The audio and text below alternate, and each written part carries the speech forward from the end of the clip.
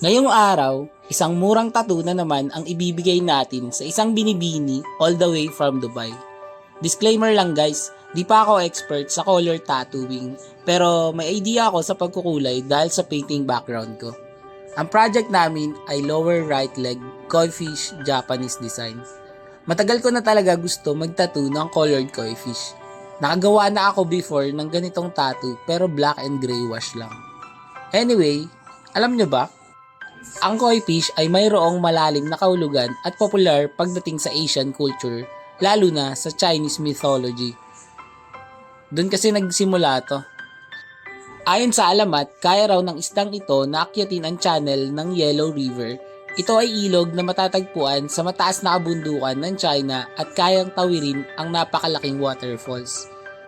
Kapag daw natapos ng koi fish ang paglalakbay niya, makakatanggap siya ng reward at mag-iibang anyo bilang isang dragon. Kaya kung mapapansin nyo, yung pagmumukha ng koi fish ay maraming pagkakatulad sa isang dragon. Yung kaliskis, yung kulay, yung parang bigote at iba pa. Pero syempre, mas lalo pa nating nakilala ang sikat na design na to sa pag-aalaga at pagpaparami ng mga Japanese sa koi fish. Pagkalipas ng ilang dekada, naging mas kilala pa ito sa mundo ng tattoo. Bukod sa magandang disenyo at iba't ibang kulay, ay marami itong kahulugan na pwedeng pagpilian. Balik naman tayo sa experience ko sa paggawa nitong leg piece na to. Una sa lahat, hindi biro ang challenges ng pwesto ito sa parehong artist at tattoo client. Kaya para sa mga nagbabalak magpatattoo dyan, lalo na pag first time, make sure ready kayo sa pwede nyong pagdaanan.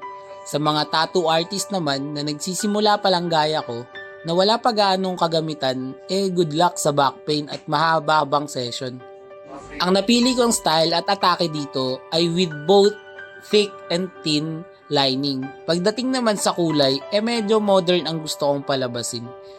Alam ko na wrong facing to pero nag-usap kami ni client at nagkasundo na ayos lang sa amin pareho.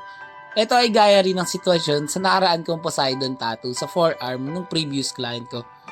Sana naiintindihan nyo. Basta okay sa client, okay naman din sa akin. Pero yes, next time, mas pagbubuti na lang natin. Pagdating sa pagkukulay, kung mapapansin nyo, may mga parte na hindi masyado saturated. Iyan ay dahil sa paint issues. Marami rin kasing dahilan kung bakit medyo unfinished tong tattoo natin. Yung sakit sa back leg, sa parte ng balat na may manipis na laman, at sa may malapit sa buto. Bukod pa dun, meron kasing muscle dito na kusang nagre-response kapag nasasaktan, involuntary kumbaga. In a tattoo artist perspective naman, mas challenging kasi talaga ang round surface ng leg and yung application. Bawat part ay sobrang sensitive since meron siya iba-ibang required pressure. Nung ginagawa ko to, mas tumaas pa ang respect ko sa mga client, especially sa Japanese tattoo culture, kung saan part nito ang pagsusuot ng malalaking tattoo na halos magbuka ng kasuotan nila. Sa totoo, concept kasi nila palaging may background at sobrang tingkad ng mga kulay, kaya sigurado ako na mahabang oras talaga ang ginugol nila para matapos lang ang pyesa. Siya nga pala, sa mga gusto dyan ng cover up, isa din itong koi fish sa mga pangkaraniwan. Gaya nga ng sabi ko, maraming available na kulay ang koi fish. Ito namang red koi fish, simbolo to ng matinding pagmamahal at self-realization. Combined sa lotus, mas nadadagdagan pa ang lalim ng kahulugan ng tatong ito. Ang lotus naman kasi ay isang halaman na nabubuhay sa maputik na environment at kayang makasurvive sa pamamagitan lamang ng minimal resources na nagre-represent sa power at strength.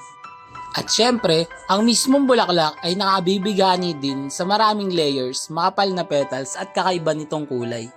Sa lahat ng gusto magpatattoo, sa mura at presyong tropa o meron gustong malaman o itanong, message nyo na ako agad o tawagan na ako sa number 0908250395. Siya nga pala, hanggang dito na lang muna tong video. Salamat sa panonood. Goodbye!